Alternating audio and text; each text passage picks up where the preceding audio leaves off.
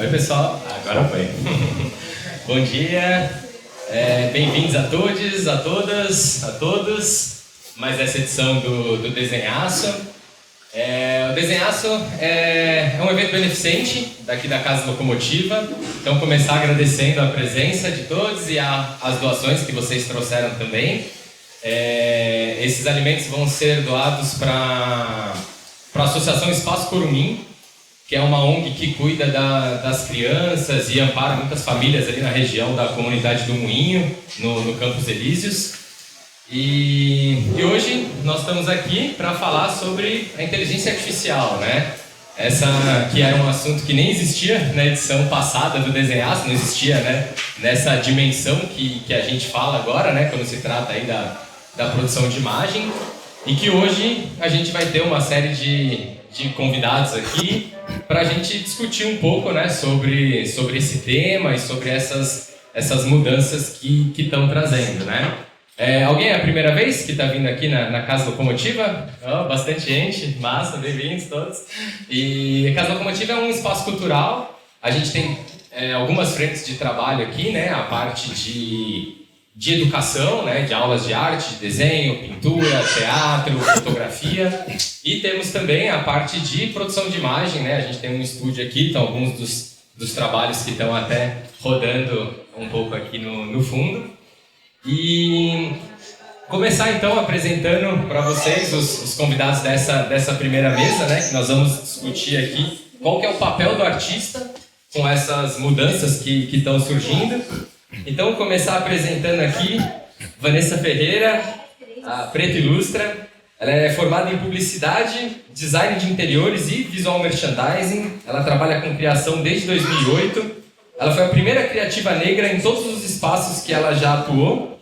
E ela une arte e publicidade em trajetórias ilustradas, protagonizando um legado artístico preto e feminino. Vanessa, obrigado. Uma salva de palmas para a Vanessa.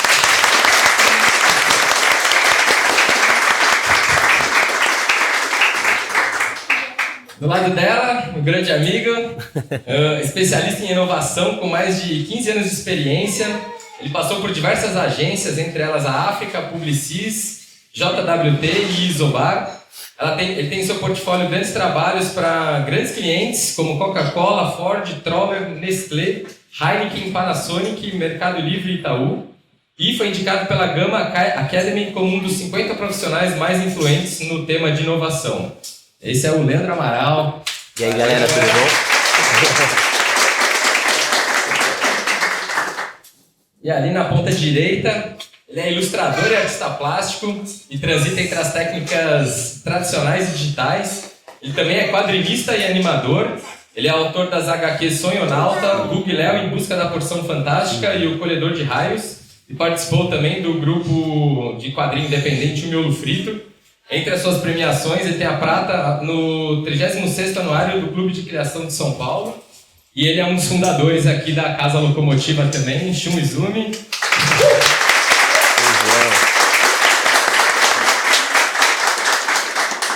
E nós vamos falar então durante a primeira uma horinha aí, e aí depois a gente vai abrir para perguntas, e a ideia é ser essa grande roda de discussão aí, não só entre a gente, mas com todo mundo também. Bom, acho que a gente podia começar com você, Vanessa, trazendo um pouquinho, acho que podia contar um pouquinho, né, do trabalho que você faz, né, do que você tem desenvolvido por aí, né, transitando, né, por essas áreas aí, muito da publicidade, né, que você também está bem inserida, e também trazer um pouquinho o que você acha que seria o papel do artista nessa era nova aí também. Tá. Acho que eu preciso atualizar, por exemplo, as informações. Você falou que ele foi prata no anuário.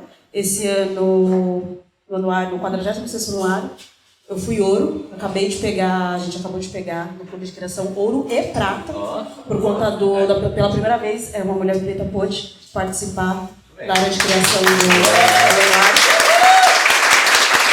Graças muito a um movimento dentro da publicidade que aconteceu, né, questão de representatividade.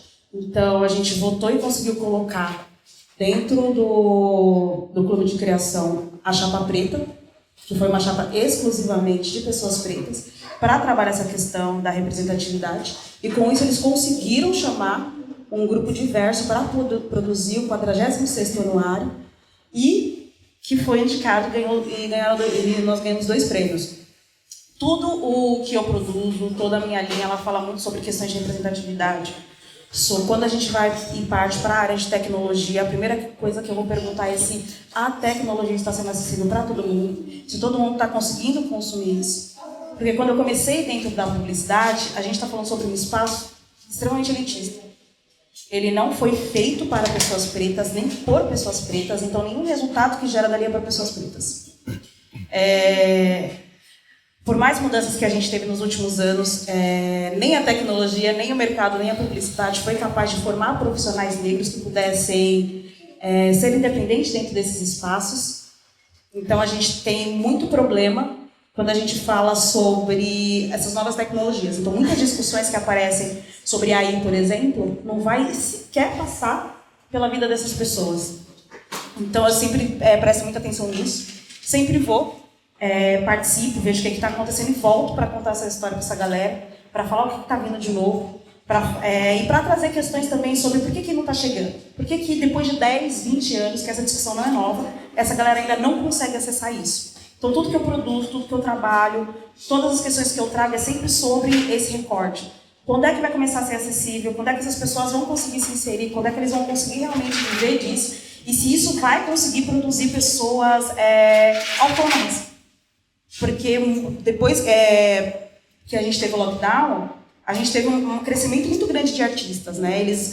Galera que sabia usar rede social, galera que era muito mais articulada, ela conseguiu tirar dali algum dinheiro enquanto as áreas tradicionais estavam fechadas, a agência não abria a porta. Então, a gente teve um grande investimento nessa galera nova que estava saindo.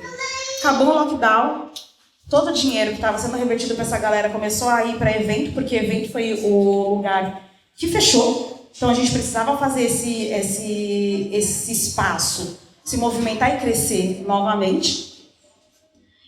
E simplesmente foi tirada toda a verba que estava sendo para essa galera que estava crescendo, foi tirada e foi para eventos. Então hoje, todas as discussões que eu abordo como o artista vai conseguir sobreviver pós-pandemia. Porque durante a pandemia eles conseguiram, apesar da gente... muitas outras áreas tiveram fechadas. Quem conseguiu sobreviver, quem conseguiu crescer da rede social, conseguiu gerar um dinheiro. E a gente está falando de um espaço gratuito.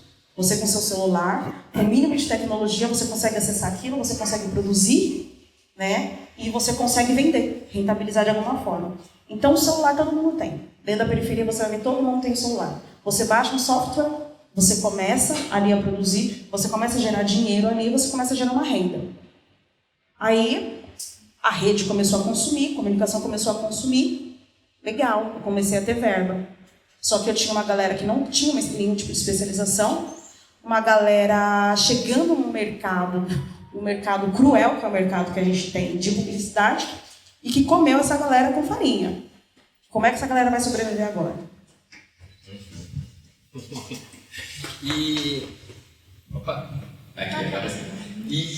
E essa mesma galera, assim, você sente que... Alô? Você sente que essas ferramentas podem... Deu uma microfonada, deixa eu usar o seu teste. Alô? Aqui. Essa mesma galera, você acha que com essas ferramentas facilita também um acesso a ponto dela contar as histórias delas? Porque, assim, existem muitas ferramentas, né? O próprio Photoshop e a própria formação, né? Em algumas dessas ferramentas, né? Elas acabam sendo complexos o acesso, né? Hoje em dia a gente consegue jogar uma informação ali e se chegar numa imagem, né? Esse tipo de ferramenta você acha que pode facilitar o acesso, não só o acesso, mas a contação de algumas histórias? Gente, eu comecei com Photoshop 5. Eu trabalhei muito no Corel, que eu travava. Então, assim, eu sou a favor de toda a tecnologia que facilita a nossa vida e a gente não tem que ter um burnout porque a gente perdeu do arquivo. E da mesma forma que pessoas brancas têm acesso a isso, eu quero que pessoas pretas também tenham. Então, se pessoas brancas estão usando inteligência artificial para facilitar a vida delas, eu preciso que isso também chegue às pessoas pretas para facilitar a vida delas. Gente, tudo que encurtar caminho eu tô apoiando. Tô indo lá, vai, gente, faz, volta e conta como tá. Conta como é que a gente pode melhorar. Vamos dividir essa informação, porque a nossa comunidade só vai crescer se isso for compartilhado de alguma forma. Porém, tá fácil. Tá fácil, mas eles vão ter dificuldades em outros setores que não vai ser tecnologia, por exemplo. Eles vão ter dificuldades, por exemplo, em conseguir gerar renda, uma renda estável para conseguir investir em novas tecnologias, para conseguir comprar o seu arroz e feijão, para fazer disso o seu ganha-pão de cada dia. Então a gente está facilitando por um lado, mas socialmente a gente não está facilitando do outro. Então tecnologia eu vou apoiar em todos os setores, desde que ela não seja desonesta, né? E eu não vou trabalhar na inocência. Eu sei que quanto mais a tecnologia cresce, de alguma forma ela vai consumir um outro aspecto para conseguir sobreviver. Então a gente teve muita polêmica da inteligência artificial na produção de artes, por conta de que a base de dados era feita de outros artistas, né? Então a gente teve uma polêmica muito grande, foi uma discussão muito pesada, principalmente no Twitter. Eu acho que a gente tem que chegar, né? A gente tem que respirar um pouquinho quando chega isso daí, porque a gente precisa entender tudo que está acontecendo. A tecnologia ela é importante, aí ela é muito importante principalmente na área de medicina, né? Em outras áreas que não fazem parte do nosso dia a dia. Mas quando chega, por exemplo, na parte de ilustração, de arte, de publicidade, a gente precisa sentar e ver o quanto isso vai ser benéfico e o quanto não vai ser. Eu acredito que a maior discussão que a gente teve nos últimos tempos foi com aquele... Foi Volkswagen, não foi? Que fez a propaganda da Elis. Tem problema nisso? Gente, não tem problema. Porém, a gente está falando sobre uma sociedade em que a educação está muito falida. Então, por exemplo, quando eu faço uma AI de uma pessoa que morreu e coloco isso dentro da estrutura Brasil, em que muitas pessoas não sabem, não têm consciência de que eles morreu, isso gera uma confusão. A pessoa vai olhar para isso, então se ela não tiver um olho treinado, ela não vai entender que ela está morta. Então a gente tem eu não sei se é um delay, a gente tem um buraco. Aliás, a gente tem um abismo ali. Que talvez essa propaganda não tivesse tanto impacto negativo se eu tivesse, por exemplo, todo mundo na mesma base. Todo mundo ia olhar aquilo e falar, aquilo é uma AI. Então a gente não ia olhar aquilo como aquilo não ia ter um impacto social. Aquilo ia ter um impacto mais artístico. Mas os nossos problemas de base, eles são tão profundos, que quando eu trago, por exemplo, uma tecnologia dessa e coloco no mundo de hoje, no momento histórico de hoje, ele gera problemas. Porque não adianta eu ter uma evolução tão grande na tecnologia, sendo que eu tenho uma evasão escolar muito profunda e que as pessoas, ao olhar aquilo, não conseguem sequer entender que aquilo foi uma máquina que produziu. Então é isso que a gente tem que pensar quando a gente fala sobre a responsabilidade dos artistas, sobre como a gente discute, como é que a gente pode fazer. A gente não pode simplesmente discutir dentro da nossa caixa. Pode funcionar na nossa caixinha, mas quando a gente aplica isso na vida real, como é que funciona? Então a gente tem que ter essa consciência social e ter responsabilidade diante disso também. Porque eu não moro na Irlanda, eu não moro em Nova York, eu moro no Brasil. Então minha responsabilidade é território Brasil. Demais. Vamos ver se ainda está um pouco. Ainda está. Deixa eu... Dá licença. Acho que indo nesse gancho ainda mesmo da responsabilidade, né, que você trouxe, eu ia pedir para você comentar um pouquinho da Gana, né? Você é diretor de arte lá, né, nessa agência.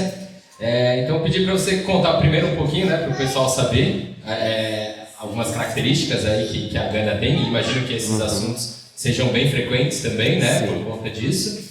E também daí você emendar um pouco que tipos de ferramentas o pessoal já está usando no dia a dia da agência também. Boa. Tudo bom, pessoal? Bom dia. Então, eu sou diretor de arte lá na Gana, né? Especialista em inovação. A Gana é uma agência 100% preta, né? Não tem eles não têm a intenção de segregar, e sim de agregar. Então a Gana é usada como ponte para descobrir... Oi, filha. É usada como ponte para descobrir grandes talentos pretos, pessoas que não têm essas oportunidades, né? Então, não quer dizer que eles só fecham um negócio com pessoas pretas, só fazem com pessoas pretas. Não quer dizer isso. Quer dizer que eles querem dar a oportunidade, dar a preferência para essas pessoas, para haver uma reparação, né? E com isso, a Gana se torna especialista em um tema que eles foram os primeiros a soltar oficialmente aqui no Brasil, que é fazer a publicidade real do brasileiro. Não é a publicidade que a gente quer... A gente quer impor uma cultura ao brasileiro falando que a cultura é essa. Então a gente quer trazer a cultura da quebrada, a gente quer trazer a cultura do brasileiro de verdade, a gente não quer trazer a cultura só do brasileiro de classe média alta, que todo mundo almeja em ser, porque fala que isso quer vencer na vida. A gente quer mostrar também que você precisa conversar com outras pessoas, né? A grande maioria do Brasil não é branca, né? Isso independe da classe social. Então, a gente precisa trazer isso para a publicidade, porque, como muito bem a Vanessa falou, é uma publicidade completamente elitizada. E ela é feita para falar, por exemplo, para crianças que aquilo ali que ela está vivendo, que ela acha bonito, não é bonito. Que ela não se identifica, que ela não sabe. E isso está intrínseco, isso está cravado ali na estrutura. E a Gana quer tirar isso, essa é a intenção da Gana, né? Para isso a gente usa todo tipo de ferramenta que está a nosso favor, né? Quando a gente fala, o Lei é especialista em inovação, não tem nada a ver com tecnologia. Inovação é a gente saber solucionar os problemas reais das pessoas. É sobre pessoas, não é sobre tecnologia. Se nós vamos usar a tecnologia para isso, legal. Mas o negócio é fazer com que esses problemas sejam solucionados de uma forma digna, de uma forma que atenda, né? Então, o seu problema ele não vai ser solucionado se eu falar, olha, para de se vestir assim e corta esse cabelo, sabe? Ele vai ser solucionado a partir do momento que as pessoas vão te aceitar como você é, né? E é isso que a Gana quer trazer. A Gana quer apresentar esse Brasil, né? Todo mundo fica falando assim, mas pô, essa referência iraniana, essa referência italiana, essa referência... Pô, gente, a gente tem o Amazonas, a gente tem o Nordeste, a gente tem o Sul, sabe? A gente tem, o Pantanal. Olha quantas referências a gente tem, mas foi encrostado na nossa estrutura por várias e várias gerações que a gente tem que ter a síndrome do vira-lata. Desculpa a pingada. Mas, mas você entende? Então a gente sempre precisa achar que lá fora é o melhor, que lá fora é a melhor coisa. As pessoas são melhores, mais educadas, têm mais estrutura. Nada a ver. Daqui a pouco eu e minha teoria da conspiração aqui estão achando que vão querer invadir o Brasil para ter água, porque só a gente tem água. Saca? Então, assim, a gente tem que entender e ter orgulho do Brasil que a gente não só por causa da seleção brasileira, mas, cara, pela gente mesmo, porque a gente é o país mais diverso do mundo. Do mundo. Nós somos o país com mais negros no mundo fora da África. E mesmo assim, a gente tem muito mais negro pelo tamanho que muitos países da África. Saca? Então, assim, a gente tem que entender isso e a gente tem que aceitar. Não é excluir a cultura branca, porque essa cultura da colonização tá aí, cara. Não vai, a gente não pode fazer a mesma coisa que eles fazem, que é fingir que a nossa cultura não existe. Tá aí, só que, cara, eles têm que entender que a gente tem que estar no mesmo patamar, sabe? E é isso que a Gana quer trazer. Então é por isso que a Gana acaba tendo uma visão positiva de alguns, uma visão negativa de outros, mas a intenção é justamente essa. E, cara, como muita gente fala, né, quando vê o neguinho no mesmo patamar ali, incomoda, né? Incomoda. Mas, cara, a gente tá aqui para incomodar, né? E em termos de ferramenta, né, Evandro, que você falou, a gente usa todo tipo de ferramenta para trazer tudo isso que eu falei aqui, né? Inclusive a inteligência artificial. Só que a gente lida com a inteligência artificial como uma ferramenta, né? Então, eu como especialista em inovação, a primeira coisa que eu quis fazer foi, levando o gancho da Vanessa, a inteligência artificial é a ferramenta mais democrática que a gente tem desde muitos anos que a gente tem aqui, porque todo mundo sabe, Photoshop tem que pagar pra caramba, não tem acessibilidade, né? Quem aqui já baixou Photoshop no torrent? Pelo amor de Deus, né, galera? Entendeu? Pô, Illustrator e tudo mais. Então, assim, a partir do momento que você tem uma ferramenta democrática, que depois ela vai ficar paga, já tem várias que já são pagas, mas mesmo assim é um recurso democrático que você vai investir ali, você tem que aprender a usar e dar isso pra galera usar. Porque a inteligência artificial, galera, não vai criar. Vocês não vão perder o emprego por causa da inteligência artificial. Ela vai fazer o que vocês mandarem fazer. E aí, esse que é o pulo do gato pra mim. Você é diretor de arte, você é criativo, você é ilustrador. Cara, se você souber de história da arte, não adianta. Nenhum cliente vai pegar o Midjourney e fazer o que você consegue fazer. Porque você vai falar da arte barroca, de não sei o quê. Você vai falar de todos os tipos de arte, tipo de traço, usar termos técnicos. E aí, a arte no Midjourney vai sair muito melhor. Agora, no começo, o cliente pode chegar e escrever assim, pessoa com guarda-chuva brincando. E ele pode achar que está maravilhoso. Até sair a primeira campanha que um artista de verdade, que sabe o que está fazendo, vai fazer. Aí todo mundo vai querer aquilo. Isso aconteceu com o Illustrator, aconteceu com o Photoshop, aconteceu com tudo, né? Pô, a gente fazia apresentação em cavalete. Eu nem era nascido. Aí me vem o PowerPoint. Todo mundo falou, nossa, ferrou. E agora, os ilustradores, nossa, ferrou. Não, só se adapta. Só se adapta. Porque no final, cara, a ferramenta de verdade é quem está atrás do teclado ali. Se você for falar para uma pessoa que mora em Higienópolis, fala assim, descreve para mim a quebrada no Midjourney, vai aparecer uma coisa. Se você for falar para uma pessoa do Jardim Peri, que é de onde eu vim, descreve aí a quebrada. Como que vocês acham que vai sair? Né? É outra coisa. E aí você adiciona isso a termos técnicos, que é a educação, é onde a gente está batendo no ponto. Você fala assim, eu vou descrever a quebrada, que só eu sei descrever, aí eu vou colocar lá, Leica M10, lente 50mm, e aí vai sair um negócio sensacional. O cliente não vai saber isso, galera. O cliente não vai saber isso. Entendeu? Então, assim, o que a gente está vivendo aqui já aconteceu. Já aconteceu. Quando o Contentware saiu no Photoshop, todo mundo falou, nossa, ferrou. Ficou fácil, qualquer um vai conseguir editar agora porque tem o Contentware. E não é verdade. Sabe? Não é verdade. Então as pessoas se adaptam. Porque assim como foi encrostado na nossa cabeça que nós somos vira-latas, que o outro é sempre melhor, que a nossa estética que veio da quebrada ou que veio de cultura africana não é melhor, assim como foi encrostado isso na nossa cabeça, eles também encrostam que a gente não é melhor, que a gente não consegue fazer, que essa ferramenta é melhor que a gente. Mas ela só faz o que a gente manda. E eles fazem isso pra gente se nivelar por baixo, porque eles sabem o valor do trabalho de cada um. E a gente precisa saber o valor do nosso trabalho, sabe? E aí é por isso que eu digo, inclusive, que a nossa geração foi ensinada que entender o coletivo, assim, e sindicatos e tudo mais, é uma coisa ruim. Mas se a gente tivesse um sindicato agora, ninguém ia estar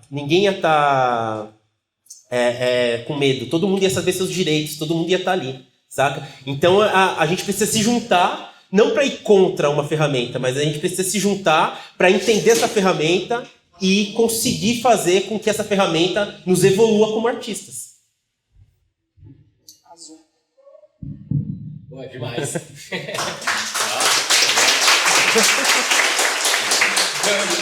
É muito massa isso que você falou dessa bagagem, né?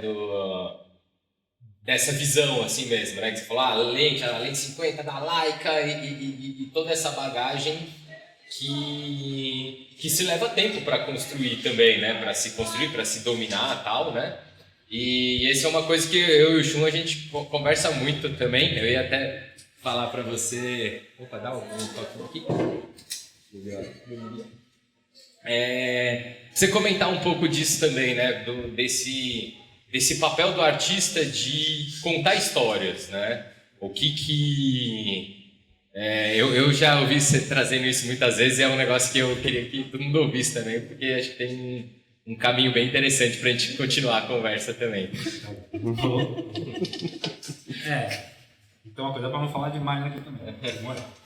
Mas assim, Eu acho que eu queria primeiro falar sobre a discussão que a gente tem até antes assim do Midjourney, que é o papel do artista na sociedade mesmo, né? E eu acho que a resposta sobre essa nova era tá meio que nela, assim, sabe? Talvez. Não sei. Mas quando a gente montou a Casa Locomotiva, assim, a gente tinha uma necessidade, assim, como artista, de ter um espaço com vários outros artistas. E eu acho que no começo a gente não sabia exatamente o porquê, a gente falava muito de tipo assim, a gente meio que troca referência, é bom estar junto, porque, olha esse link que legal, olha essa imagem que legal, e tem uma conversa, assim, que o artista visual, pelo menos, ele tem a tendência de ficar em casa sozinho, só desenhando, né, e não conversando com as pessoas. E a gente entendia que isso era uma coisa ruim. E que a gente sempre tem que estar trocando com outros artistas, conversando, trocando referências. E eu acho que, no final, o que a gente construiu aqui, assim, e o que o artista necessita é uma vivência, né? Essa troca com outras pessoas, essa troca com a sociedade, é essa vivência de entender o mundo também. E o artista, no final, ele expressa isso que ele digeriu do mundo, né? O que o mundo deu para ele digere e devolve para o mundo na forma da arte dele, assim, né? Então é muito importante que o artista viva isso para que a arte dele consiga transmitir isso também, né? Consiga trazer essa carga das vivências de cada ser humano, assim, né? E nesse sentido, né, que a gente fala que é uma história. Cada ilustração, cada desenho, cada imagem, cada música, cada peça de teatro, ela é uma história. Ela é uma história não só da história que aquilo está contando, mas todas as características que aquela imagem tem é resultado dessa vivência do artista, das referências que ele consumiu, das coisas que ele viu, das conversas que ele teve, né? Tipo, das situações que ele vive no dia a dia. Então, eu acho que a produção artística ela tá muito nisso, sim. E claro, a publicidade ela consome isso da gente, assim. A gente tem essa troca, né, da publicidade pegar isso e transformar, né, na publicidade em si. Mas o mais importante do artista é isso, é ter essa bagagem e contar histórias, assim, né? A narrativa. Eu gosto muito de quadrinhos, assim, de produzir, né? Mas eu gosto muito de filme. E a gente fala que a narrativa pode ser tipo essa questão da sequência de imagens, mas numa imagem só a gente também tem uma narrativa. A gente tem toda uma composição, a gente tem as cores que a gente escolhe para construir aquela imagem, a gente tem uma ordem visual que a gente cria. Tudo isso a gente pode falar que é uma questão técnica, mas no final é isso que eu estou falando. Cada artista vai se dar um briefing, vai para o mesmo briefing para 10 artistas diferentes, a gente vai ter 10 ilustrações completamente diferentes, 10 imagens completamente diferentes. Por que isso? E você não vai falar um é melhor que o outro porque a paleta de cores, sabe? Não, você tem que entender que essa é o resultado de cada artista, assim, como um ser humano, assim. E o Midjourney, eu acho que ele entra como ferramenta, nessa visão como ferramenta, porque ele não é capaz de fazer isso sozinho. Ele não é capaz de transformar coisas novas, inclusive, porque aqui na Locomotiva, principalmente também, né?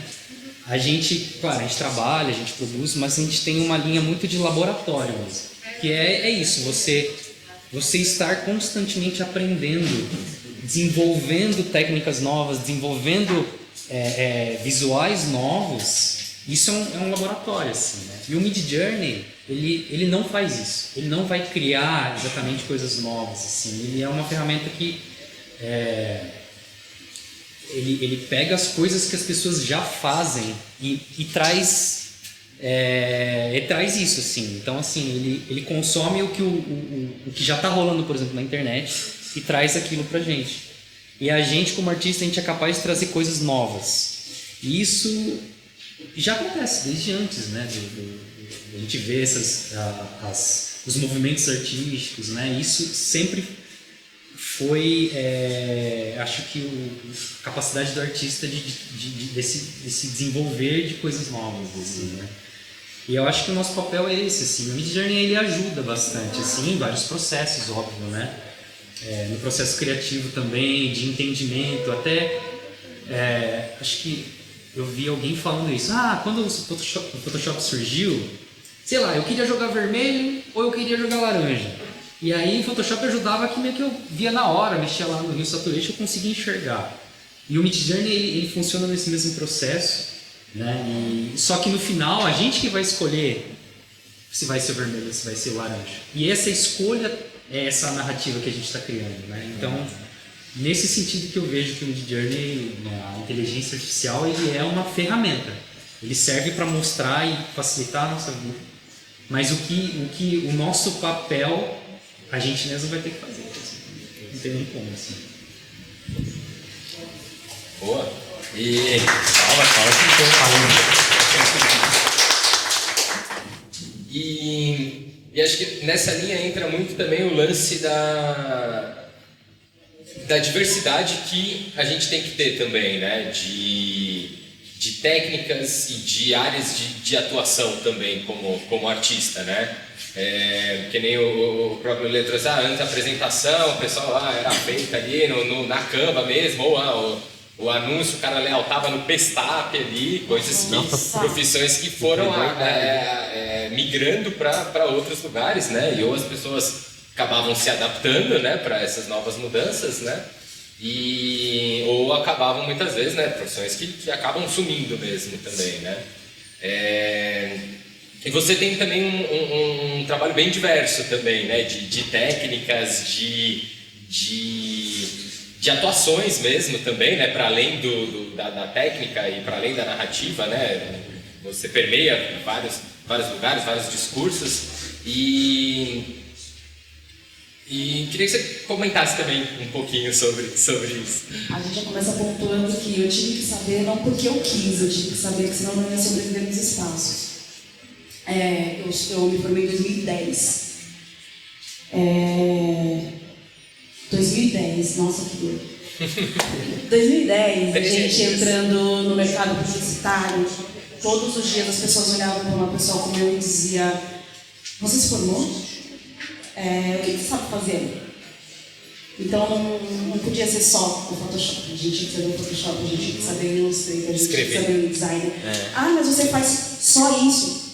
Não, eu sei rascunhar algumas coisas. Então eu sempre tive que saber muito mais para poder estar com pessoas medíocres. Era medíocre. Ninguém nos espaços que eu estava sabia tanto tecnicamente quanto eu tinha que saber. E é o que se exige de pessoas pretas, principalmente mulheres, dentro da área de criação. Então foram 10 anos humilhantes, 10 anos silenciosos, e eu aprendi. Eu fui sabendo como é que se joga o jogo, fui conhecendo as pessoas, até o dia que eu olhei e falei: não quero mais trabalhar com vocês, eu agradeço a agência, mas o mundo está me oferecendo coisas que vocês não são capazes mais de me oferecer. E fui pro mundo, e como eu era uma pessoa que vem no rabo, mas me levantei. Eu entendi que quando a gente é a linha de frente, né, quando a gente é da geração dos primeiros, a gente vai ter que saber. A gente vai ter que saber técnica, a gente vai ter que alçar voos, não só dentro da área que você está, mas eu abraço a galera de tecnologia, eu estou com a galera de arte, eu estou com a galera do movimento negro, eu estou com a galera do... Eu tenho que estar nesses espaços porque o que eu produzo precisa refletir a linguagem desses lugares. Eu preciso saber o que eu falo, eu preciso saber onde essas pessoas estão. Porque eu ainda faço parte da geração das primeiras. Então não posso me dar o luxo de saber medianamente as coisas como a maioria das pessoas brancas fazem. Eu não posso me dar o luxo de acordar e falar: hoje eu vou ser igual a uma pessoa branca. Ainda não. Então eu tenho que saber técnica, eu tenho que fazer parceria, eu tenho que conversar com as pessoas, eu tenho que chegar e saber falar com as pessoas, eu tenho que saber falar, o meu discurso precisa ser alinhado, as pessoas precisam entender o que eu falo. Isso é cansativo, isso é exaustivo, mas a gente ainda faz isso e sorri, e fala de uma forma amável, mesmo querendo pintar e quebrar tudo. E é isso. Então, assim, eu preciso saber porque a gente ainda não tem uma pessoa que consiga amarrar tudo.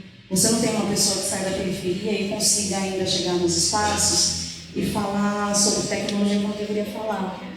A gente ainda faz esse entremeio, a gente faz essa ponte ainda de saber, eu sei que tem uma pessoa ali, de Diadema, que está fazendo um trabalho tal, está trabalhando com a galera de periferia, que acho que combina com o que essa empresa está produzindo agora. Então eu não posso ser só artista, eu tenho que ser artista, eu tenho que ser a técnica, eu tenho que ser estudiosa, influencer, para estar nos mesmos espaços que as pessoas brancas, para poder negociar. Articular até, né? Não tem muita escolha. Voz, né? É o mínimo. É fazer o máximo para ter o mínimo. E é mais ou menos esse trabalho que eu faço. E no meio disso eu tento existir enquanto artista. Eu demorei muito. Ano que vem sai a minha primeira publicação em HQ e meu primeiro livro infantil. Eu estou quietinha nas redes sociais. Mas para eu ter isso, eu tive que ser espetacular. Para eu conseguir fazer o mínimo, eu tive que ser espetacular. Então, todas as vezes que a gente fala sobre, não importa o que, sobre tecnologia, sobre qualquer coisa que vier, sobre arte, a gente precisa entender o recorte daquele corpo naquele espaço. Você estava falando sobre, a gente tem que estudar, a gente precisa ter tempo, por exemplo, para pautar e tais coisas. Quanto tempo uma pessoa de periferia precisa ter para poder aprender, por exemplo, uma técnica como a acrílica? Quantos anos ela levaria para poder executar isso de uma forma bem executada? Quanto do dia ela tem que dispor ali? Se ela trabalha 6 horas por dia, chega em casa, tem que cuidar da família, final de semana. Então, assim, quanto tempo 6 horas só no transporte. para formar um artista de periferia que ele consiga executar, por exemplo, uma técnica como a acrílica? Aí a gente fala, quanto tempo levaria para formar uma mulher negra como DA? Quanto tempo leva para formar essa galera? Então, quantas pessoas, enquanto a gente está aqui discutindo, quantos artistas deixam de existir porque a gente não consegue dar o mínimo para que eles consigam ter um tempo? Porque a coisa mais custosa, o que vale mais, é o tempo. E essa galera ainda está presa no lugar de eu preciso sobreviver. Então, como é que essas pessoas vão trazer as suas narrativas? Como é que eles vão contar as suas histórias? Aí a tecnologia ajuda muito, porque é rápido, isso aqui é rápido. Mas a gente sempre vai ter, isso sempre vai ter um limite, ele sempre vai me trazer a marca. A gente sempre vai trazer, a gente vai ter um limite de estética envolvida naquilo. Então, se eu pegar um celularzinho, eu vou produzir, eu vou ter a minha narrativa, mas eu vou ter um limite estético dentro daquilo que não vai ser ultrapassado. Porque me falta o tempo de estudo. Me falta o tempo de absorção de muita coisa. Às vezes a gente leva meses para absorver uma situação e essa galera precisa de para ontem. Precisa existir para ontem, precisa comer para ontem, precisa vender para ontem, precisa ser artista para ontem. Então a periferia está nesse corre de artistas precisam acontecer para ontem. Como é que a tecnologia pode ajudar isso aí, por exemplo?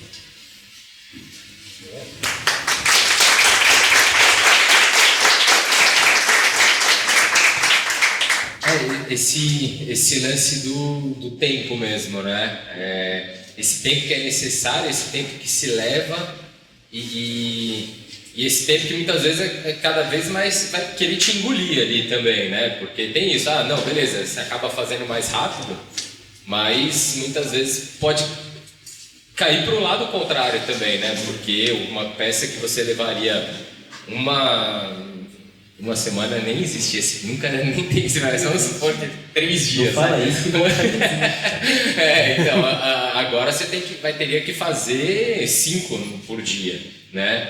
Então, como que você vê essa questão do tempo aí, Lelê, com essa... Cara, assim, primeiro de tudo que a Vanessa falou aqui deixou claro que o tempo é muito relativo, né? Enquanto pessoas têm 1 ano para tirar um sabático ou fazer um intercâmbio, né? Foi meu sabático. Enquanto pessoas têm 1 ano para fazer esse tipo de coisa, para se descobrir, né? Para falar, nossa, eu preciso saber quem eu sou. Outras pessoas pedem, em média, me ajudem aí, 6 vezes 5 dá 30 horas no transporte público para ir e vir, só para ir e vir, e ainda ser olhado com o olho atravessado porque chegou tarde, né? Então, assim, cara, só para falar que a galera que vem da periferia não tem outro adjetivo, tá, gente? Me desculpe se alguém se sentir ofendido. É foda. A galera é foda, porque você pega uns diretores de arte, uns artistas fodas que estudaram no ônibus, no trem. Quero ver quem nasceu nos bairros mais nobres. Eu quero uma narrativa que supera o artista do ônibus. Eu quero qualquer narrativa que supera. Sabe, mas é isso. Tem até uma coisa muito engraçada, mas eu não vou nem me atravessar aqui, senão eu fico falando. Tem o dono do estúdio Ghibli, como que chama mesmo? Ghibli. Miyazaki. Cara, a técnica dele é ficar na janela observando as pessoas. E aí ele conseguiu vários takes e animações impressionantes, porque tem um documentário dele falando que ele está observando as pessoas. E a galera da periferia conseguiu isso correndo por fora. Por quê? Porque do outro lado tem pessoas que têm o tempo totalmente relativo. Isso acontece também no dia a dia, né? A partir do momento que você tem novas ferramentas, o tempo muda. O tempo muda. Porque aquilo que, cara, eu precisava de uma ilustradora para fazer um storyboard ali, aí, tanto tempo, eu vou refinar, eu vou aprovar e tudo mais. Agora, cara, você consegue fazer no Midjourney você mesmo, não vai ficar perfeito, mas você consegue apresentar a ideia. Então você tem que se adaptar ao tempo, né? Como se fosse quase uma entropia, assim. Porque o tempo vai mudando, o tempo é relativo. Né? A gente vai criando coisas para facilitar a nossa vida, né? O que eu falei lá da inovação, resolver problemas, mas isso gera outros problemas para quem não consegue deixar de entender o tempo de hoje. Hoje a gente consegue trocar ideia com uma pessoa que está na Austrália, só que antes era por carta, o tempo era diferente, sabe? Então a espera é diferente. Só que ao mesmo tempo, socialmente falando, eles não querem esperar... Quem não é... Quando eu falo branco, galera, eu falo a galera que tem todas as oportunidades e consegue fazer tudo através do melhor meio possível. Né? Isso. Então, assim, essa galera é a base para o mercado. Por isso que você chega lá no mercado e se sente uma porcaria. Eu lembro até hoje um job que eu tive na JWT, que era para fazer uma série de posts, eu era diretor de arte júnior, era para fazer uma série de posts sobre um carro. Cada post era para ter... Você vai rir, tá? Cada post era para ter o traço de um artista, de um pintor famoso. Então um post era Monet, outro era Da Vinci, outro era... Você podia contar as pessoas brancas. Eu tinha 3 dias para fazer. E eu falei, não, velho. Foi o primeiro job que eu falei, não, impossível fazer isso. Era um carro lá no meio e eu tinha que desenhar com o traço da pessoa. E a gente estava em 2013, não tinha, era Photoshop, não tinha nada. Aí assim, o atendimento ficou puto ainda. Nossa, porque eu sei que dá pra fazer, não sei o que, babá. Beleza, mandou pro outro diretor de arte júnior, que era branco, mas tava ali. Nossa, não dá pra fazer. Realmente não dá pra fazer então, beleza. Então assim, esse tempo é relativo porque nos é cobrado como se nós estivéssemos saindo do mesmo lugar que essas outras pessoas, entendeu? Então é algo que socialmente é difícil e é algo que também no dia a dia a gente precisa se adaptar. Então é o famoso, eu vou estudar no ônibus porque é onde dá. É a gente se adaptando ao nosso tempo. E é o que acontece quando a gente está com uma ferramenta nova dessa, que mudou totalmente a percepção de tempo e prazo que a gente tem, principalmente na publicidade, ou qualquer outro projeto, né, que a gente for fazer que envolva produção, né? Posso só fazer uma pergunta assim? Então, mesmo dentro de agência, sim, por causa da inteligência artificial, você acha que está mais corrido agora, assim, de casos? Tá completamente. Por quê? Porque a gente tem algo tangível, né? Então a gente tem algo que... Vou falar no microfone. Tomei um piso. Falem no microfone. Eu não tenho esse problema, eu já falo alto, então a gente... então assim, o Midjourney, por exemplo, o Runway, são bens tangíveis ali, o cliente consegue ver no ato o negócio ali. Então, para ele é rápido de fazer, porque alguém fez, é rápido de fazer. E aí você pega toda essa parte de educação que a gente falou lá no começo, de pessoas que não sabem processos, pessoas que não sabem como as coisas funcionam, elas vão só aceitando. Elas vão só aceitando. Por isso que é muito importante ter um atendimento bom numa agência. Ele faz completamente uma diferença em agência. Porque um atendimento bom, ele sabe quais são os processos. Ele vai falar, não, amigo, não é assim, calma lá. E o atendimento ruim, ele vai falar, pô, o cliente falou que dá, eu vou só soltar um job, sabe? Então, mudou muito. Tá muito mais intrínseco isso. Tá muito mais corrido. Eu ri muito desse rolê de publicidade, porque assim, eu fico lá vendo todas as peças que saem. Gente, eu sou ratinha, eu fico lá vendo porque eu quero saber onde a merda deu. E muito da merda dá, porque eles acham que a inteligência artificial, em algum momento eles acreditaram que não precisava mais do artista, em algum momento. E muita gente começou a soltar muita peça, principalmente de internet, com as peças feitas em AI. Aí começaram a pegar a assinatura dos artistas, porque aí ela não apaga tudo, né? Então ela tinha assim, a assinatura do artista no cantinho. O cliente foi lá, postou a arte, a galera, gente, artista é ruim. Muita gente olhando. Artista é ruim. Mas mexe com a comunidade artística pra você ver. Se juntaram, foram lá, ó, isso aqui foi copiado desse, aqui foi copiado desse, aqui. Assinaram o cliente, ó, a agência com que você está trabalhando fez tal coisa, esse aqui é desse artista, esse aqui é desse... Você tem noção do processo que dá? Aí recuaram. Mas precisa o quê? Ter essa organização, a gente precisa aprender a se organizar. A gente briga muito, a gente se cancela muito todo dia, gente. Mas quando a gente entende a importância da comunidade se unir, porque a gente não tem sindicato, a gente não tem nada. A gente é um rolê abandonado aí, fala, artista, tá aí. Mas quando a gente aprende a se unir, a gente entende o valor da união, a gente muda. Isso aqui já é mó raro, né? Se for ver, né? Domingo, gente, já pode ser. Domingo, 11 horas, um monte de gente aqui pra falar sobre... Mas a galera se une e a gente muda o mercado. Eu cresci numa estrutura em que não existia creme pro meu tipo de cabelo, não existia maquiagem pro meu tipo de pele. Em 15 anos, eu vou falar pra né, a idade. Em 15 anos, a gente entra numa farmácia e a gente tem creme para todo tipo de cabelo crespo. Não é cabelo cacheadinho, não é ondulado, é cabelo crespo. A gente tem Rihanna com a sua gama de maquiagens para vários tons de peles negras. Então a gente mudou o mercado, a gente mudou uma forma de consumo, a gente mudou o mercado. Foi só o mercado de beleza? Foi só o mercado de beleza, mas se a gente se unir, a gente muda o mercado de ilustração. A gente se organizar, a gente muda a forma como uma agência nos encerra e a gente muda a forma de consumo de arte no Brasil. A gente só precisa se organizar. Eu acho isso perfeito.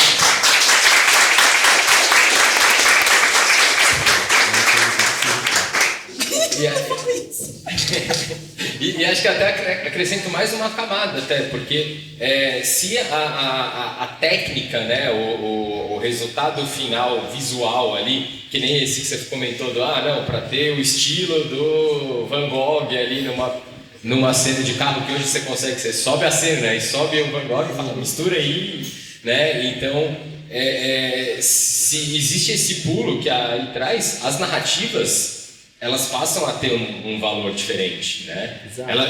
O valor ali já existe. Só que também eu acho que essa organização ela é necessária a ponto de... Peraí, você está querendo usar a minha história para vender Coca-Cola? Então, opa. Eu vou defender que não existe problema nenhum você querer usar a minha história, mas como você está disposto a pagar por isso? Não, justamente, eu acho que é isso. A gente está com um problema. Passe, né? Ai, gente, eu falei, eu não fico um dia sem falar mal da publicidade nem publicitária. Eu vou tentar, mas assim, o cliente muitas vezes não sabe quanto a agência está pagando para o artista, eu falo mesmo, tá? É verdade. Tá, falo mesmo. Então assim, muita artista de periferia tem um trabalho incrível, que a gente sabe que aquilo vale uma casa, vale um carro, a agência está pagando R$1.000. Mas você vai ter a oportunidade de trabalhar com um cliente grande, tá? Fazer divulgação. Tá, vou trabalhar com um cliente grande. Eu sei quanto esse cliente tem de lucro por ano, eu sei quanto entra dentro da agência para fazer esse job. Eu sei, e eu sei sazonalmente o quanto ele está disposto a dar. Eu não fecho muita conta porque eu boto meu preço lá em cima, porque eu sei quanto aquilo vale. A galera de periferia não sabe. Não sabe. E acha que ganhar 2, 3 mil reais. O cliente fechou 10 mil reais. Pô, eu vou poder comprar o meu iPad. Aquilo já é inovador, porque ninguém da família dele nunca teve 10 mil reais na conta. Ninguém nunca falou que seria possível ele com arte chegar bem perto disso, né? Nunca, nem eu acreditei que ia trabalhar com arte. Então, gente, a gente tem um abismo muito grande nesse rolezinho assim, porque a gente precisa também educar essa galera, tipo, mostrar o quanto o mercado e que é exploratório, isso é um rolê muito forte. Mas assim, publicitário é pior que a galera de arte, mas a gente precisa trabalhar junto, a gente precisa arranjar uma forma de trabalhar junto e pagar essa galera de uma forma justa, porque a gente está muito mal acostumado a pagar preto, pobre e toda lá. E eu quero aquela narrativa, porque aquela narrativa ela tem um peso, ela tem validade. Se eu pegar um cliente grande, nenhuma das pessoas que está trabalhando com aquele cliente grande tem uma trajetória tão foda quanto aquela galera ali. Então eu olhei para aquilo, eu acho que aquilo vale. Então eu preciso pagar por aquilo, eu preciso pagar um valor justo. Então a gente tem uma briga muito grande nesse meio. E se eu deixo de pagar, eu deixo de proporcionar para aquela pessoa, faço seu ano sabático, por exemplo. Essa pessoa vai estudar, essa pessoa vai comprar os seus equipamentos, porque é caro, gente. É caro ter um computador. É caro ter um tablet legal, de ter um iPad. O tempo é caro. O tempo é caro, gente. Essa galera não produz porque não tem tempo. Né? Os artistas não existem porque eles não têm tempo. A gente, cadê os mecenas, gente? Ninguém quer investir, fala, eu tenho aqui $500 000, vou dar porque eu quero injetar ali naquela galera de periferia, porque eu quero saber o que sai dali. Deixar eles um ano inteiro só fazendo. Mas a gente não tem, porque isso não gera um engajamento. A galera quer o hype, a galera, eu preciso de retorno muito rápido. Isso não gera um retorno rápido. Então, se não gera um retorno rápido, se eu não consigo mostrar para todo mundo que eu tô ali ajudando os pobres, que eu sou legal, a galera não investe. Não é interessante. Porque você começa também a mudar a realidade daquela galera, aquela galera começa a impactar aquele meio muda a forma de consumo, muda a forma de ver arte. Tipo, é o efeito borboleta aquele caralho ali. É o efeito borboleta. E se você muda aquilo, você muda a estrutura. E eu não quero ter que ver preto morando aqui do lado do meu prédio de piscina. Tipo, eu vou abraçar os meus eletrodomésticos, eu não quero que o pobre tenha a mesma coisa que eu não quero ver essa galera aqui. Eu quero ajudar lá na igreja, o dinheirinho lá no domingo, eu quero ajudar os pobres, mas eu não quero que eles estejam nos mesmos espaços, eu não quero que eles tenham as mesmas oportunidades, ainda mais no universo da arte, que é o universo mais elitista que tem. Então eu não quero essas pessoas aqui, então se eu não quero, eu não vou investir. E acabou, gente. A gente sabe onde os artistas sabem, a gente não investe porque a gente não quer. Ponto. E a publicidade faz a mesma coisa. E faz pior. É estrutural. É estrutural. Eu tenho tanto. Então não dá para contratar aquele artista branco. Mas dá para contratar aquele ali de Paraisópolis para fazer a mesma coisa. De Paraisópolis e pagar metade. É assim. Agora vai fazer isso lá fora, por exemplo. Já. Não, porque é importante, né, isso ficar claro mesmo, né? Porque quando a gente fala o valor de uma obra para um uso desses, né? Não só a imagem em si, mas é isso que a gente falou, né? Ainda se vai colocar junto naquilo o repertório, a história, né, do artista, a gente tem que sempre imaginar que aquela imagem ela está movimentando uma grana imensa, né? Porque aquela imagem que está sendo feita, aquela postagem que seja, que vai impactar uma série de pessoas e que vai movimentar uma grana monstruosa para o cliente. E agora a gente tem esse dilema do menos tempo também, né? Em menos tempo. Então, se é menos tempo, aí começa. Então vai pagar menos para o artista, porque ele vai fazer mais rápido, a agência vai ter menos horas, e daí, então, tipo, existe mesmo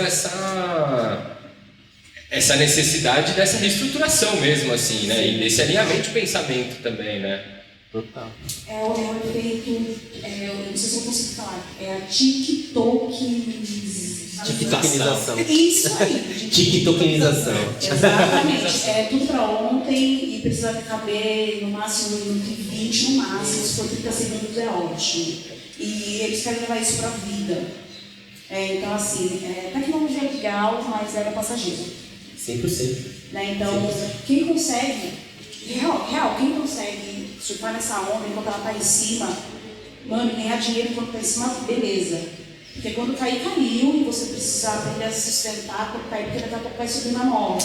A gente não consegue fazer, não tem essa adaptabilidade ainda de subir, descer, porque na hora da queda você não tem como pai pagando suas contas.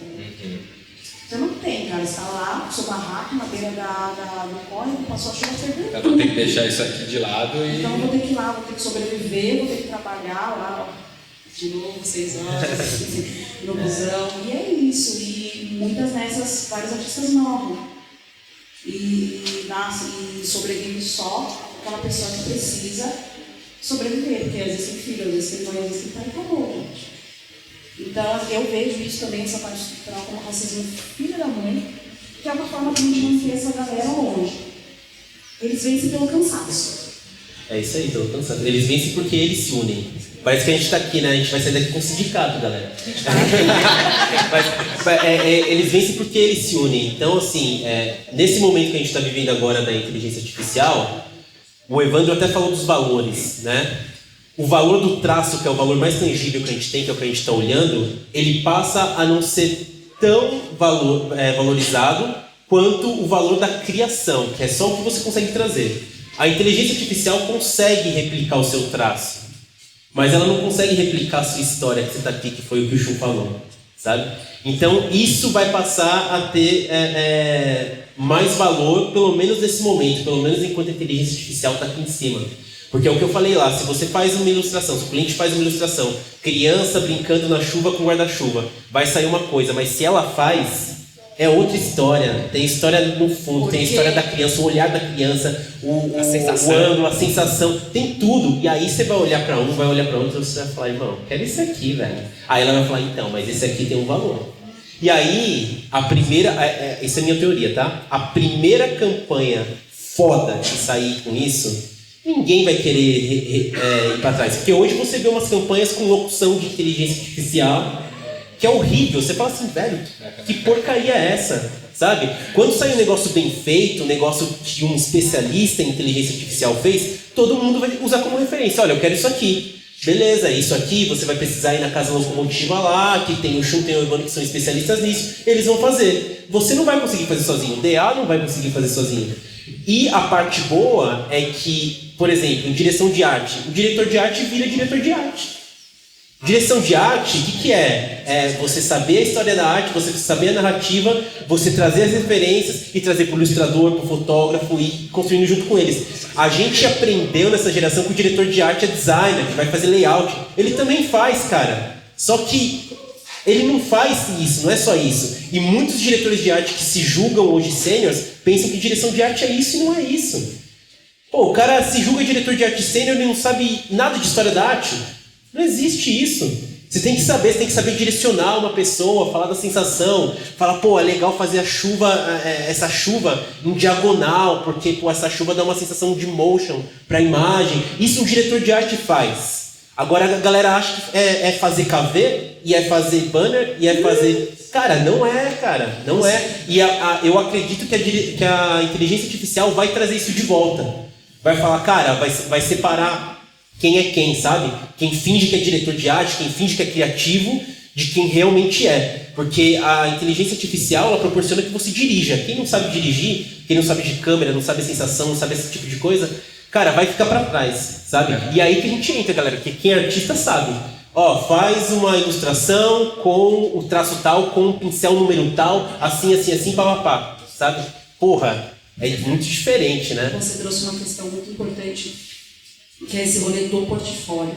Eu passei 10 anos ouvindo a galera branca dizer que portfólio era eu sair do Brasil, ir lá, viajar, passar 3 meses não sei onde, voltar e trazer referência. A galera... 3 anos sabáticos. Caralho, 3 anos. Aumentou mais 2. O portfólio visual, estético e sensorial que a galera de periferia está trazendo, principalmente a galera do Rio de Janeiro, gente. Eu falo, galera do Rio de Janeiro está estourando. Está estourando. Nenhuma agência, não existe nenhuma agência de publicidade até hoje. O portfólio daquela galera é aquilo que eles querem, mas eles não estão dispostos a pagar por isso. Tá? Ninguém está disposto a pagar por isso. Aí essa galera está produzindo para fora. Animador. Gente, a galera de animação da periferia. De realidade virtual também, tem um pessoal massa, né, mano? Vamos lugar de periferia, não é essa galera que está fazendo as mesmas faculdades que a gente vê, nem faculdade que a galera não tem acesso. Eles estão tendo acesso a curso gratuito, não sei o quê, aí vai um amigo indica, não sei o quê. Eles estão se virando na ciberologia. A galera está na ciberologia e está vindo foda. Fala para vocês, vão mudar 2 anos, vai estar gente de agência, a gente indo lá fazendo curso com essa galera de periferia.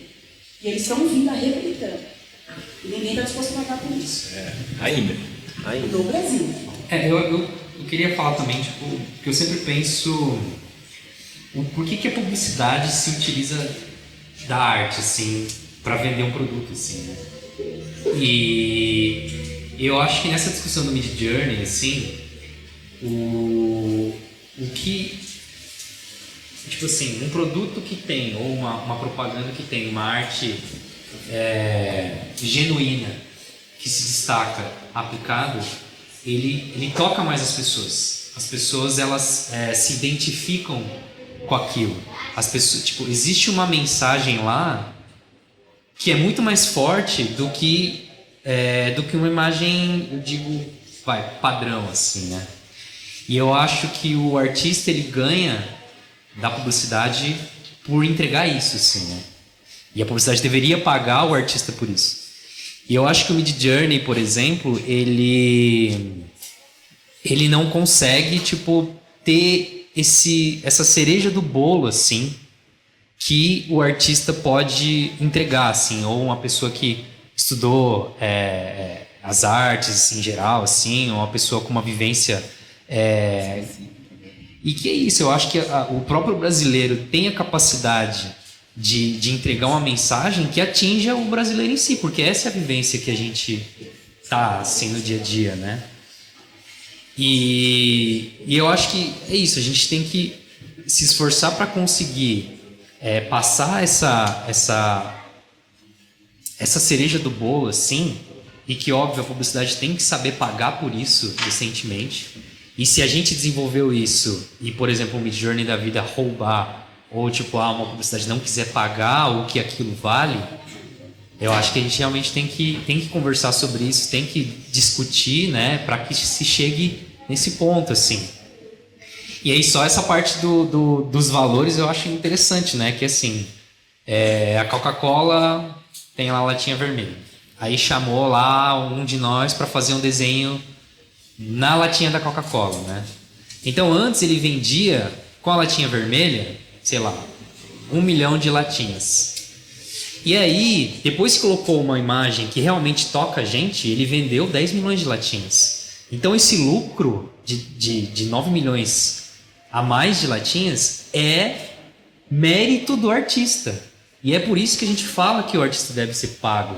Porque graças ao trabalho ele vendeu mais, assim, basicamente. E o lucro é meio calculado nisso, assim, né?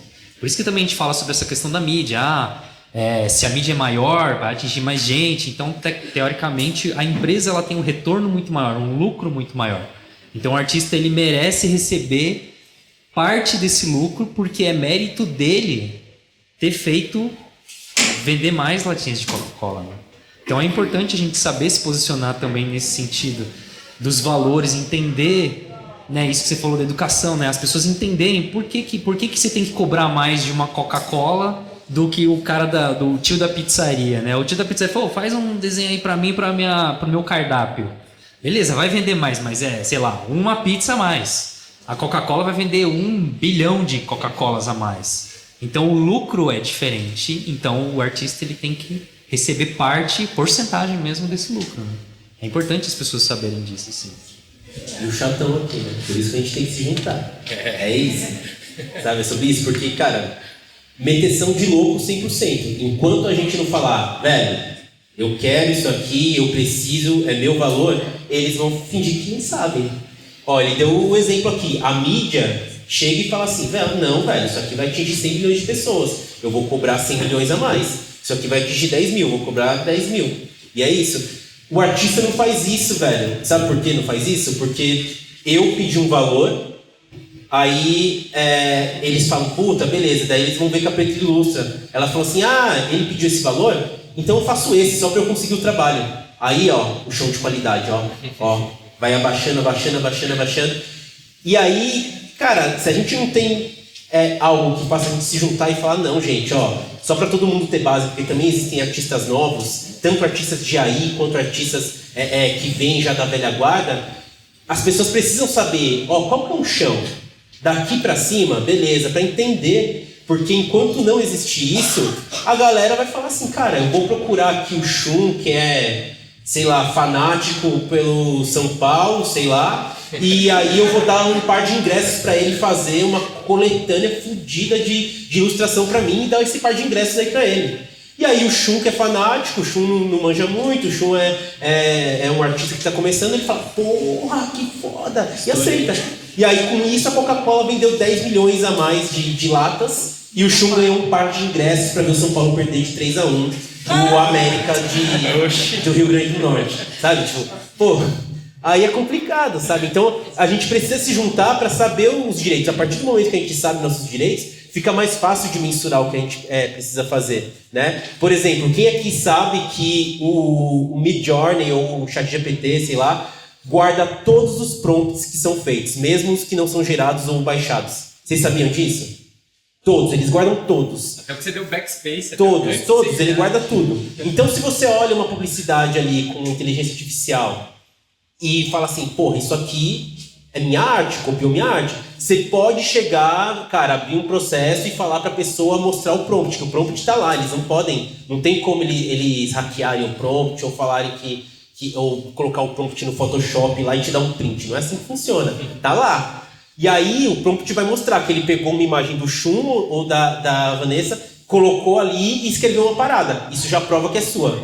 Beleza, mas a partir daí, cadê o sindicato para falar que nessa situação você tem direito a tanto, você já tem um advogado que trabalha com isso e tal? Porque aí, irmão, cadê seu dinheiro para advogado? Contra a Coca-Cola. Eu tenho 2 pontos para colocar, calma.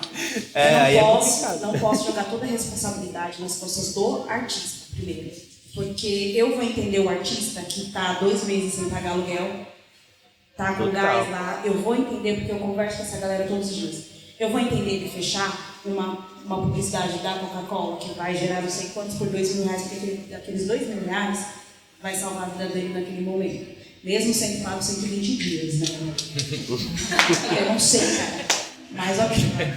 Porque eu não vou falar. Ele segura os 2 meses atrasados. Eu não vou falar mal de publicitário hoje. Mas eu entendo também que a gente precisa se organizar e precisa educar essa galera, mas mais do que educar essa galera, eu preciso educar o mercado, porque eles sabem. O meu inimigo não é a galera que está cobrando 2, 3 milhões. O meu inimigo é um mercado que, sabendo disso, se aproveita dessa condição dessa galera. Então, se eu tenho consciência disso, o meu sindicato não vai em cima dessa galera. Vai em cima do mercado. Falei, vocês estão da puta. Exatamente. Até porque essa galera tá do mesmo lado, eu sei o que vocês estão fazendo. Essas discussões, elas acontecem dentro da sala. Mas se alguém descobrir que a gente... Aí a gente se resolve. Aí a galera não vai ter advogado. Gente, vai ter advogado sim, porque a gente tem lei sobre direito autoral no Brasil. É isso. A gente pode não ter a nossa lei, mas tem lei. Não é tudo bagunçado, mas você sabe como acessar essa lei? Você sabe chegar até ali?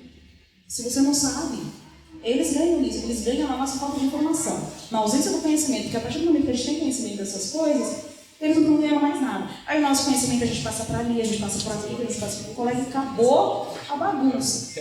Sabe por quê? Porque a gente se conversa. A gente tal fez isso. Fez, espera aí. Aí vai chegar um briefing para mim assim, Preto Ilustra, a gente gosta do seu trabalho, eu queria que você trabalhasse. Infelizmente, eu não vou poder trabalhar com você. Agradeço o contato, mas eu Infelizmente eu não vou poder trabalhar com vocês, porque vocês trabalham assim, assado. A galera da comunidade já não gosta. Gostaria que vocês também, se puderem, fazer um pronunciamento relacionado a esse assunto, não sei o quê. Aí eles vão para a terceira pessoa falou assim, vamos mandar uma mensagem para ele, falou, eu mandei isso daqui, o que você vai mandar? Então eu vou mandar tal coisa. A gente se organiza, a gente muda o mercado. Bom demais.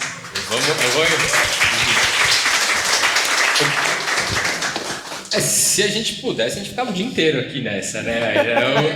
Mas como o nosso tempo está passando, eu vou abrir agora para as perguntas do pessoal. Então... Isso, o pessoal está com os microfones aqui. Quem quiser falar, levanta a mão, que aí o pessoal vai entregando aí. Vamos só ver se ele está funcionando?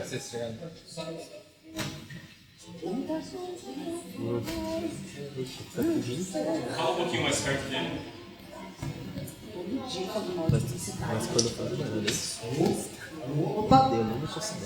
Alô? Estou conseguindo ouvir? Sim. Boa tarde, gente. Meu nome é William, eu tenho 29 anos, eu venho estou iniciando nesse mundo das artes plásticas, como vocês podem ver aqui, e sou também servidor público. Em primeiro lugar, gostaria de dizer que é a primeira vez que eu estou vindo no endereço atual da Casa Locomotiva. Porque eu já tinha ido algumas vezes, mas no endereço antigo lá... Você é muito nos modelos vivos, lembro de você também. Passa e te ver aí.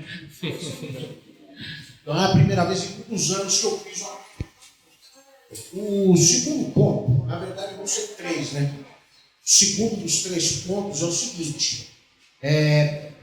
Eu... Acompanhando as falas aqui de todo mundo, uma coisa me inquietou. Onde é que entram os artistas com deficiência, como é o meu caso? Um artista autista. Nesse ponto, onde entra o artista com deficiência? O artista cadeirante, né? Ou o artista com deficiência intelectual, artista neurodivergente, como é o meu caso, onde é que entra? E o segundo ponto é com relação à fala da Vanessa. Esse exemplo que ela citou me fez lembrar o que aconteceu, por exemplo, com relação aos dubladores. No final do ano passado, para o começo desse ano, houve uma movimentação muito forte dos trabalhadores da área de dublagem com relação à inteligência artificial. E porque há uma preocupação, existe essa preocupação, eu creio que dentro da área de publicidade e propaganda, sobretudo na área de artes visuais e artes plásticas, essa preocupação deve ser a mesma, com relação ao desemprego. Então, toda a movimentação que foi feita pelos dubladores teve muito a ver com o receio de se criar uma massa de desempregados. Eu gostaria que a Vanessa comentasse, aliás, os 3, né? Os 3 comentassem a respeito desse caso que aconteceu com os dubladores agora recentemente. Então, onde entra o artista com deficiência? Não entra. Para eu trabalhar com artista com deficiência, eu preciso entender, não só artista com deficiência, estou falando LGBTQIA+, todos os recortes, eu vou trazer todos os recortes, não entra. Se não for um projeto, por exemplo, quando eu estou falando de publicidade, eu preciso de uma ação para poder falar assim, poxa, seria legal botar um artista com deficiência aqui. Tá, vou botar um artista com deficiência aqui. Tá, mas vai ser estruturalmente dentro da agência. Eu tenho pessoas com deficiência trabalhando ali? Eu tenho pessoas que consomem artista com deficiência para poder me trazer, para poder dialogar, ou eu só vou fazer como eu sempre faço, sazonalmente, no Setembro Amarelo, uma campanha muito específica para falar assim, olha, existe artista com deficiência, pagar um valor irrisório e não permitir que ele tenha autonomia financeira durante o restante do ano. Isso é para todos, tá? Porque outro dia eu estava numa briga com... Desculpa, gente. Num grupo de publicitárias, porque um amigo meu PCD estava uns 3 meses já sem fechar trabalho e simplesmente chamaram o cara não PCD para uma campanha de PCDs falando assim, olha, se você tem algum PCD pra gente seguir, marque aqui. Aí a gente já imaginou, nossa, imagina no dia da consciência negra chamar uma pessoa branca e falar, se você conhece algum negro para eu seguir, marca aqui. Essa pessoa nem pra isso. Parece piada, né, velho? Aconteceu. Parece isso, piada, aconteceu. Eu brinquei, mas na semana seguinte estava lá no clube de criação ganhando meu prêmio, tá? Tava assim. Fiz meu ebol. Aí em dia. Mas aí a gente pensa assim, caralho, que mercado. Então não existe, gente. Se vocês não se organizarem, se a gente não se organizar e começar a brigar por isso, porque a gente precisa de mudança estrutural. Isso não vai acontecer como ele citou aqui dos governadores, tá? Eu vou criar uma massa de desempregados, eu vou baixar o valor que eu pago para ele, que está todo mundo passando fome. Então antes eu pagava 10, 15 mil, por 2 mil eles vão estar fazendo o mesmo trabalho ou até mais. Se batendo para pegar. É estratégico, gente. Ou a gente se organiza para quebrar isso, para conseguir mudar, ou a gente vai sempre estar nessa roda de vai subir um ou outro e vai falar a favela venceu. Eu falei, nada, a favela venceu. Não venceu aqui não. Tá todo mundo lá ainda passando fome. A gente não saiu do mapa da fome, a gente voltou pro mapa da fome. E essa galera que está tentando produzir, está tentando viver de arte, está em todo tipo de arte, está tentando fazer faculdade. Gente, pelo amor de Deus. A galera não está chegando na faculdade, porque a galera não está conseguindo formar, sair do ensino fundamental. Então, o nosso problema não está no resultado final. O nosso problema está no comecinho ainda, a gente não está fazendo arroz com feijão. Então, para eu conseguir brigar com o PCD, por exemplo, para eu conseguir fazer uma campanha para o PCD, eu tenho, no mínimo, que ter esse discurso dentro dos espaços que eu estou de uma forma honesta e verdadeira. Porque senão eu vou estar só reproduzindo novamente. Setembro amarelo, cadê os PCD? Novembro, cadê a galera preta? E isso não vai mudar. Márcia. Mulher! Mas não vai mudar em nada. Não vai mudar em nada. Se não se juntar. E por último, cara, tudo isso que a gente está falando não é para agora, tá? Se a gente não fizer isso agora, as próximas gerações vão ter. Então tudo é para a próxima geração. A gente se ferrou, galera. Já era, mas a gente tem a chance de plantar semente para as próximas gerações terem isso. É estrutural, né? Do mesmo jeito que é estrutural para a parte ruim, é estrutural para a parte boa. Na verdade, ele falou o primeiro passo, não, a gente tem que começar a quebrar tudo. Quebrar tudo. O primeiro passo que deu foi o Quebra a estrutura agora. Quem veio antes deu o primeiro passo, aí brigou, a gente tem acesso à universidade, a gente tem acesso a crédito, mudou bastante coisa, mas a gente também não pode se acomodar muito, tá? Quem deu o primeiro passo, quem veio antes. Agora a nossa obrigação é quebrar tudo, é bater no peito, é falar vai mudar, então eu vou formar um grupo e a gente vai mudar isso aqui. Vou criar minha agência e a gente vai fazer isso daqui. Porque se não for assim, se a gente continuar sendo muito passivo nessa situação, não vai haver mudança. A gente tem o diálogo não está acontecendo, a gente quebra umas coisas e depois vocês vão. Primeiro um passo, depois a voadora.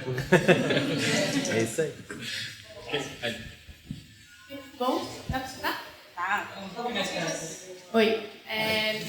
Meu nome é Bruna, eu estou no curso de publicidade, estou fazendo meu TCC sobre inteligência artificial e criatividade.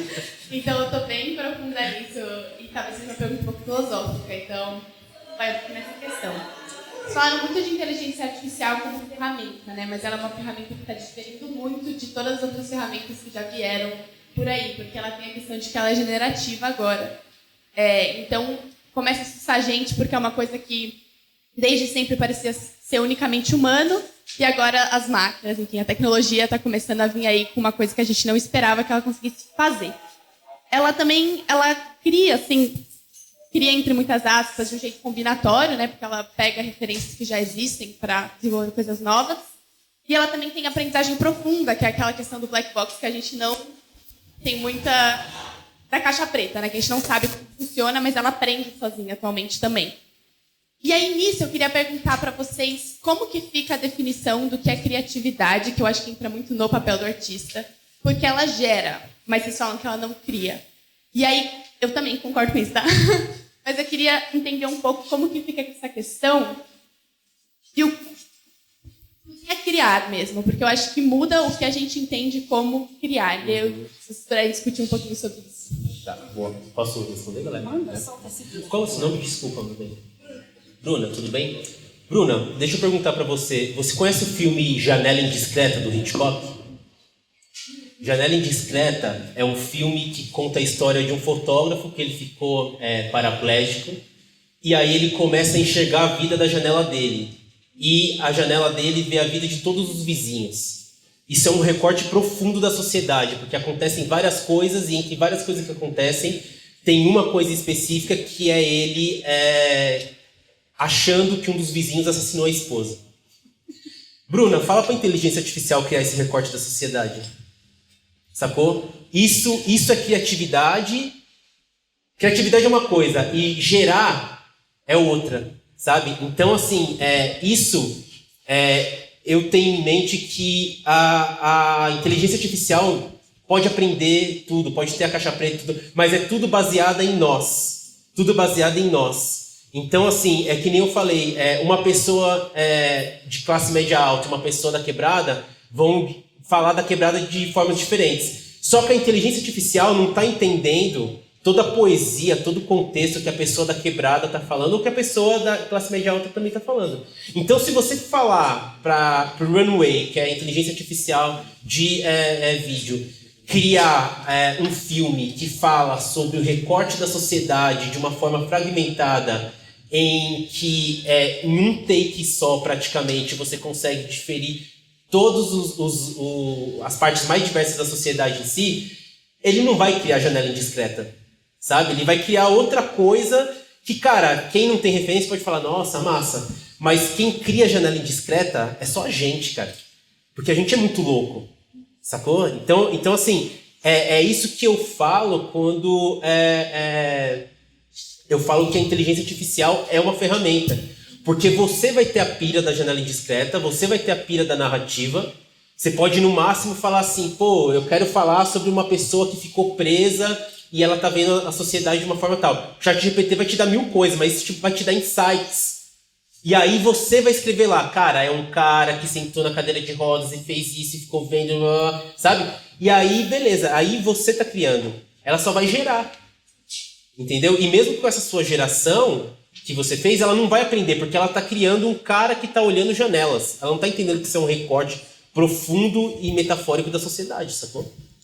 Você manjou? É quase que você não consegue virar para ele e falar, cria um filme que vai ser um marco da década de 2020, sacou? No cinema.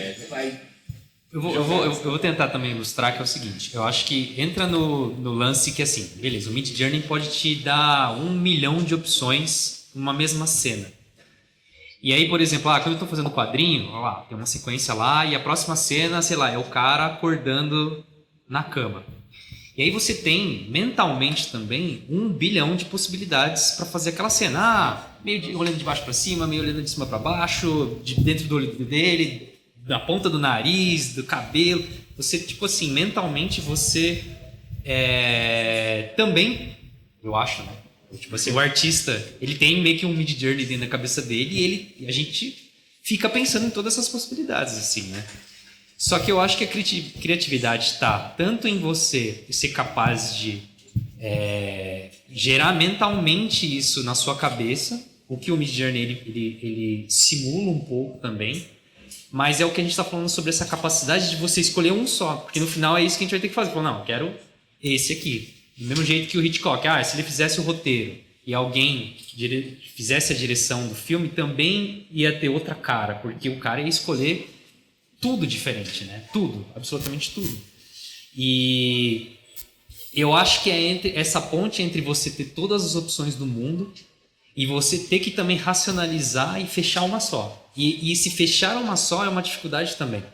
Porque eu sinto muitas vezes eu estou fazendo um desenho e eu quero mostrar de 1 milhão de formas diferentes. E no final você tem que chegar num que é tipo um só. Então assim, o cara que tá lá digitando também, no final das contas, todas os prompts também, ele está sendo criativo também.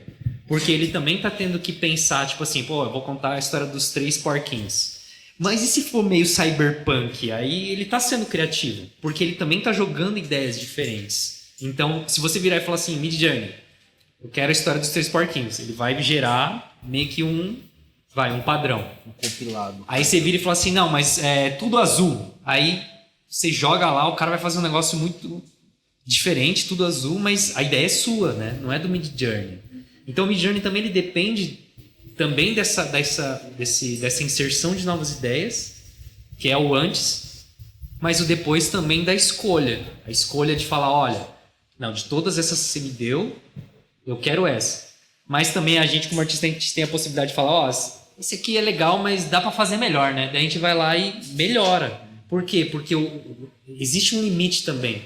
Porque a gente pensou num negócio que na nossa cabeça provavelmente é melhor do que o Midjourney está mostrando. Então a gente fala, não, beleza, esse aqui é o seu limite. Tá, vou lá e continuo. Então o processo criativo também tá, né, nesses campos. Mas acho que a gente pode dividir entre a questão técnica, né, que é a execução, que é o que você falou, que é tipo assim, beleza, eu tenho a ideia, eu tenho que colocar isso no papel, eu quero que seja vermelho, eu tenho que ser capaz de pintar aquilo de vermelho, tem a execução técnica, mas a criatividade também está nessa questão de você ter as ideias, né?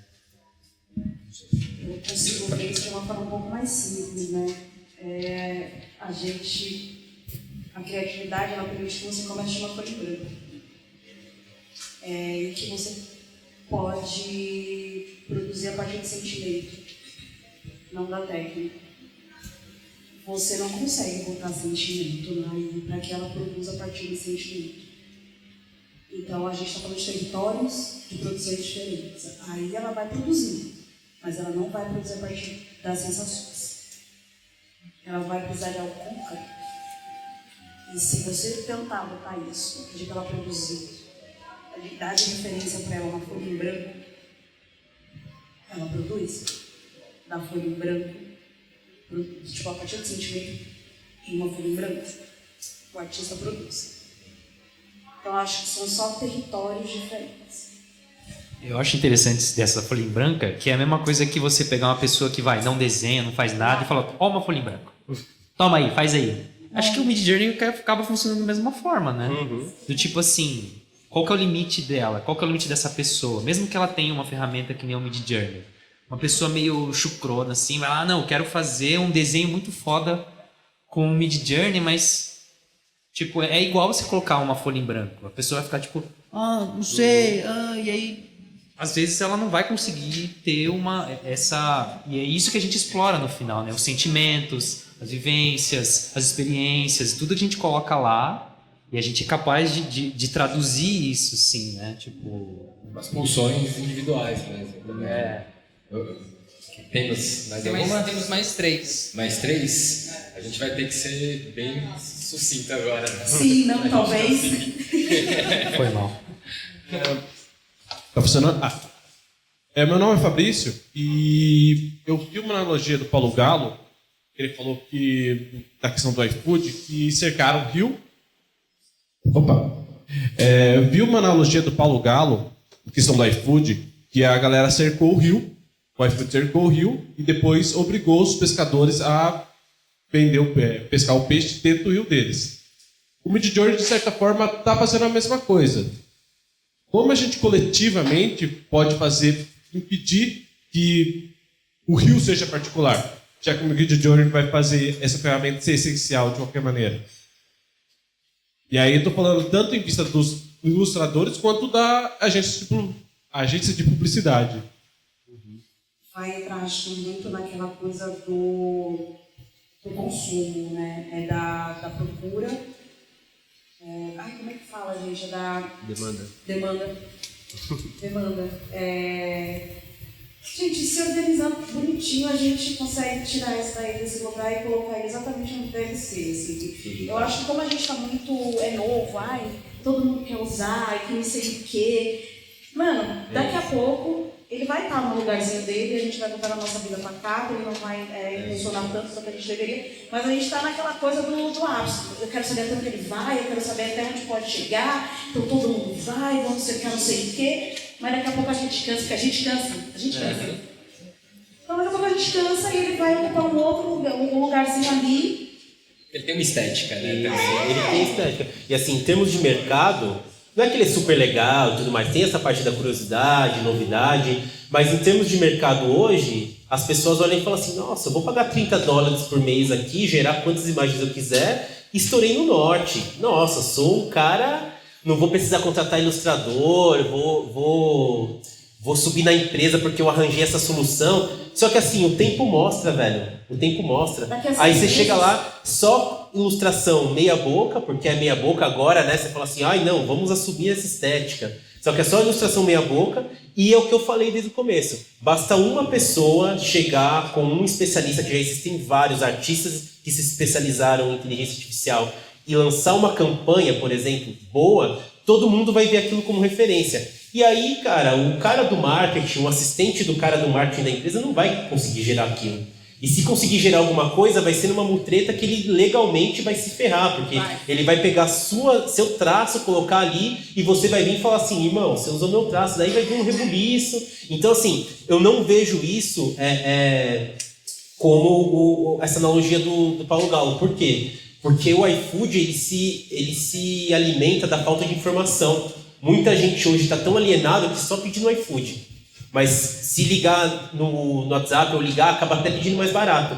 Só que a gente não, a gente está se conversando, a gente se organiza. Então, agora, por exemplo, as cabeças vão abrindo e a gente vai vendo que a gente consegue contornar isso, né? E é isso que a gente vai fazer, essa é a nossa luta a partir de agora, na minha visão, né? Gente, relaxa que daqui a pouco todo mundo cansa, daqui a pouco vai sair surgir uma nova onda legal, e é disso que a publicidade se alimenta, tá? NFT. Eu não quis! Exato, pronto. Resolvi. Abrimos um outro. Mas foi exatamente isso. Relaxa, tá tudo bem. Boa, onde tá? Olá, meu nome é André. Eu queria saber de vocês se vocês se depararam em algum momento com a questão do viés do algoritmo da inteligência artificial. Eu estava aqui fazendo um teste, tem um bobinho aqui no celular mesmo, coloquei garota bonita em português e apareceu uma menina negra. E eu coloquei pretty girl, desculpa o sotaque texano, mas coloquei, aí apareceu uma menina branca. Eu queria saber de vocês, se vocês já se depararam com algum caso assim. Esse você colocou aonde? Desculpa. No não, é um aplicativo bem bobinho que eu tenho no celular. Ah, não, mas é um aplicativo de geração de imagem, não no Google Images, era um aplicativo de eu testei no Google Images, garota bonita, a maioria branca. Teve uma treta, gente, absurda por conta dessa questão do algoritmo. E o Google, para não tomar no rabo, eu não sei se você estava acompanhando essa discussão, teve que refazer toda a base de algoritmos, porque todas as vezes que você pesquisava mulher feia, aparecia uma mulher negra. Mulher bonita, aparecia uma mulher branca. Uhum. Foi uma treta de, acho que foi uns 2 anos dessa treta, que eu acompanhei, porque, nossa, eu gosto muito de gente, eu gosto de uma humilhação, tá? E eles tiveram que mudar. Então, assim como você pesquisar criança feia, aparecia sempre uma criança negra. Então, hoje, teve essa correção do algoritmo, assim como teve também o impacto dentro de todas as outras redes, como foi com o Twitter, falecido, e com o Instagram, que a gente também está tentando brigar, porque, querendo ou não, a gente tira a nossa renda hoje de rede social, muito da nossa renda, quando a notícia tira de rede social, então a gente vem brigando e acompanhando muito essas discussões, mas teve, nos últimos 2 anos, sim, uma treta muito feia, dentro da Google, por conta disso. E isso decorre de... você ia falar assim? Por favor, cara. A gente está questionando. Não, eu acho que o algoritmo, eu nunca me deparei assim, sozinho, assim, de cara, assim, mas acho que é isso. A discussão é que o algoritmo, ele mostra a verdade, na verdade, né, sobre o podre da nossa sociedade e que a gente tem que ficar em cima mesmo, né? Corrigir. O que também faz parte da programação de algoritmo, que é essa questão da correção, assim, né? Mas que é isso, é interessante ver essas coisas que mostra mais sobre a gente do que o algoritmo em si, né? Tipo, do que a tecnologia em si. A tecnologia só está refletindo os problemas que a gente tem, assim, na nossa sociedade, assim. Então, a gente tem que ficar em cima mesmo e tentar corrigir não só o algoritmo, né? Mas base, né? A gente, né? Isso só reflete como essas ferramentas não são, inclusive, democratizadas, né? O que a gente estava conversando aqui antes. Então, como o Chum falou, a gente tem que ficar em cima, porque elas são criadas para pessoas brancas, com a cultura branca, tudo branco, sabe? E isso, de novo, não é falando mal de pessoas brancas. Quem não conseguir entender isso, eu acho que é bom rever um pouquinho. Mas, assim, a gente precisa ficar em cima porque foram ferramentas feitas para não chegar onde a gente está querendo que chegue. E a partir do momento que chega, elas são ferramentas que elas conseguem aprender. E o algoritmo vai aprender junto com o que ela conhece. Então, se ela não conhece lá o miolo da quebrada, cara, ela nunca vai chegar em algo que a gente quer, sabe? Se ela conhece só ali aquele bairro, nobre, bababá, que eu já falei 1000 vezes aqui, ela vai ter aquilo como referência. Isso é a mesma coisa uma criança que nunca foi para um lugar diferente do que ela tá, né? Então, é muito parecido com a nossa cabeça. A gente precisa muito se atentar a isso para conseguir mudar, né? A gente só vai conseguir mudar isso com o tempo. A gente não vai acordar amanhã e vai estar mudado. Mas tem que alimentar. Mas quantas perguntas a gente tem? É a última, né? Sou a Débora, né? Eu sou professora de educação infantil do município de São Paulo. E aí, na verdade, a minha pergunta é mais ou menos sobre o que você acabou de falar. Porque eu fui num evento recentemente que se chama Bossa Summit, e é um evento extremamente elitista. E eles estavam falando muito sobre os perigos da IA, né? E aí, uma das coisas que eles falaram é realmente desse aprendizado, que a IA está aprendendo de uma forma elitista a ver o mundo. E é algo que a gente já traz na nossa educação, nos nossos livros, que a gente vê o mundo de uma forma branca. E aí, eu gostaria que vocês, principalmente a Vanessa já tinha falado sobre isso,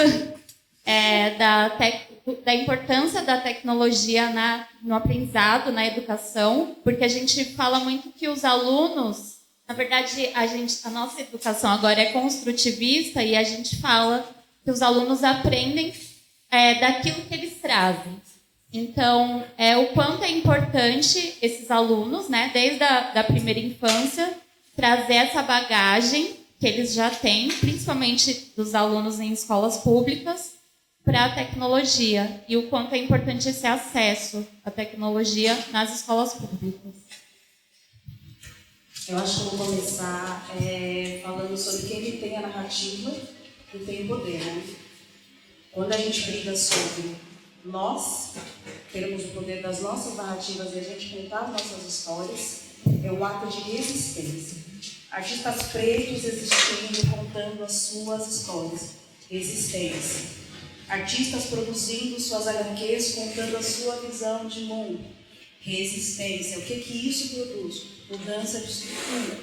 Se o cara dentro da periferia, que está todo mundo lá acostumado a sempre ter ajuda, ensinando a galera a gerar renda, você torna aquela galera independente. Você botando dinheiro para aquela galera tem dinheiro e começa a quê? A consumir também educação, a botar os filhos na faculdade. Você está mudando estrutura. Eu começo a produzir livros didáticos que falem sobre pessoas pretas. Eu começo a dizer para aquela menina preta que o cabelo dela é maravilhoso. Então eu começo a chegar na publicidade e dizer: o seu cabelo é maravilhoso. Ver comercial de cabelo para aquela menina vai crescer como? Acreditando que ela é maravilhosa. Eu começo a criar bonecas que não são só questões de estética. Eu começo a dizer que a boneca pode ser presidente, que a boneca pode ser doutora, advogada. O que eu estou colocando na cabeça daquela menina que passou a vida inteira ouvindo que ela seria o quê? Mãe aos 12, 13 anos. Estou dizendo que ela pode. Quando a gente fala sobre narrativas, a gente teve o povo preto, a sua narrativa roubada, a sua história silenciada. Quando a gente começa a retornar para os nossos ancestrais, quando a gente começa a se ligar com a nossa cultura, a gente começa a entender o poder que a gente tem. Como é que eu vou dizer para essas pessoas o poder que o meu povo tem? Indo para a comunicação de massa. Então eu vou estar na publicidade, eu vou estar no outdoor, eu vou estar nos livros, eu vou estar mudando tudo isso. Como eu faço isso? Me fudendo muito mais. Estudando, colocando meu filho na faculdade, fazendo meu filho trabalhar na agência de publicidade, que coloca inserção de publicidade na novela. Aí meu filho vai bater e falar: eu quero que essa publicidade tenha negros. Tá? Aí ela vai lá, aí ele vai mudar aquela estrutura e vai botar negro na publicidade. A menininha vai acordar, vai ver o negro na propaganda, o negro no Jornal Nacional, o negro fala, pô, eu posso. Eu vou estar oferecendo para quê para aquela criança? Uma outra possibilidade de futuro. Que foi o que, eu precisava citar isso, o que o filme do Pantera Negra fez. Ele fez pessoas pretas pensarem o futuro, projetarem o futuro. Porque antes disso, sequer a gente era visto como herói. Olhar para os nossos ancestrais, saber que os nossos ancestrais também detinham tecnologia. Que tecnologia não é só o aí. Tecnologia é aquela planta que a nossa mãe colocava para a gente quando tinha algum tipo de problema e aquilo curava. Tecnologia ancestral. Então eu comecei a nomear tudo que eu tinha dentro da minha religião que foi silenciada durante todo esse processo de colonização que o Brasil sofreu. Então é isso que a gente faz. O que eu, quanto pessoa branca, posso fazer e estudar isso? Porque quando eu sou uma menina preta chegar chorando, falando, tia, aconteceu isso, minha mãe não sabe arrumar meu cabelo, você vai dizer para ela, vem aqui porque eu vou arrumar o seu cabelo. Isso cura as feridas das nossas histórias. Crianças pretas, eu não sei se vocês sabem disso, mas crianças pretas dentro das escolas, as tias não mexem no cabelo das crianças pretas. As tias não fazem carinho no cabelo das crianças pretas. Quando a gente mudar toda essa narrativa, a gente tem que também mudar as pessoas que estão colocando a mão nas nossas crianças, que estão educando as nossas crianças. Correção de linguagem. Os pretos foram escravos.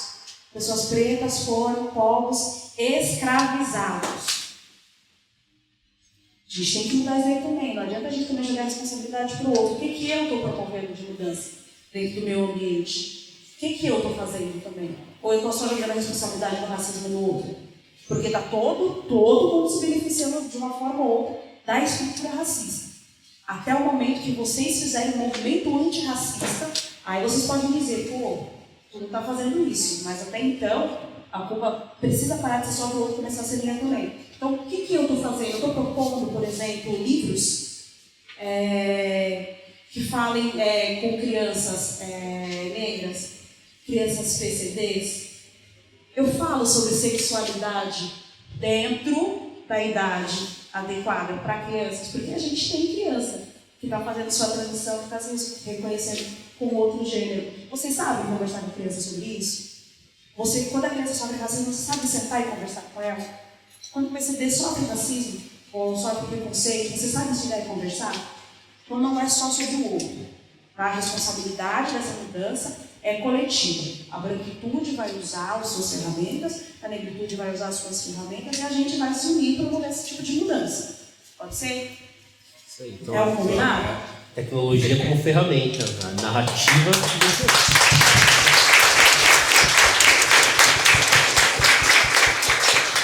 Lele, eu vou pedir licença, mas acho que vou encerrar aqui com Não, essa não ia fala. falar.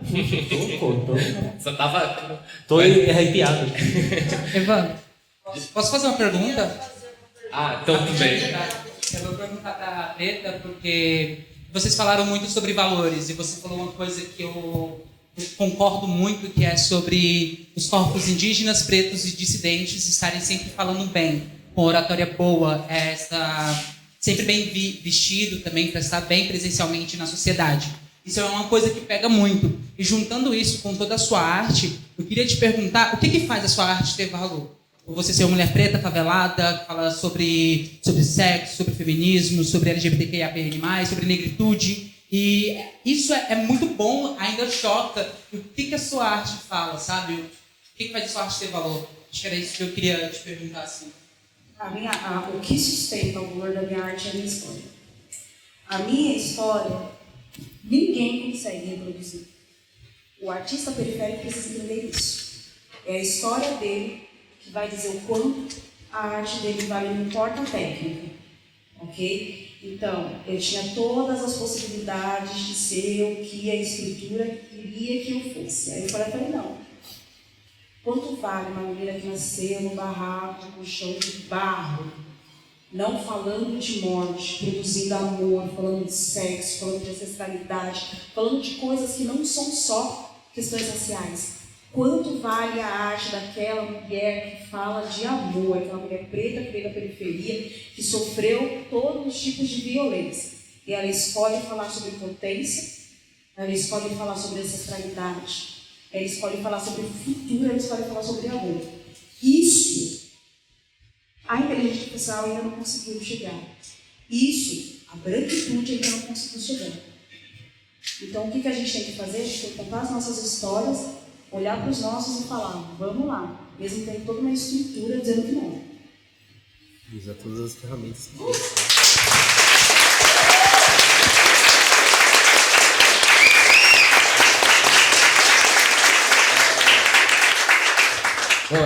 eu acho que eu queria ter uma inteligência artificial agora que ampliasse o tempo para a gente poder continuar nessa conversa aqui por horas, porque, bom, foi demais. Muito obrigado, vocês três, pelo convite. Muito obrigado a todos por acompanhar essa primeira mesa aí. A gente vai estar por aí, agora depois, às 2 horas, a gente tem a próxima mesa, né? E agora a gente vai fazer também os sorteios. Onde está a Mileninha? Está aqui. A Mileninha vai sortear agora uns kits dos nossos parceiros aí, né? Então vai ter um kit da Papelaria Universitária, um kit da Loja Monstro. Aí, eles... depois mostra o seu desenho aí que eu vi você fazendo. Não sei se vocês viram a hora que ele mostrou. Traz aí depois, A gente vai dar essa também. E é isso, daqui a pouquinho, então, a gente volta. São kits feitos pela inteligência artificial com o traço da Preto e Lúcia do show, né? É isso? Exatamente, agora a gente vai ter a pré-venda hoje aí também. A Papelaria Universitária falou que tá com desconto lá também. Quantos por cento você falou? 20%. E aí a gente vai ter o kit da Casa Locomotiva também, com um drink no café. Então hoje tem bastante coisa ainda. Obrigado aí todo mundo, pessoal. Gratidão mais uma vez.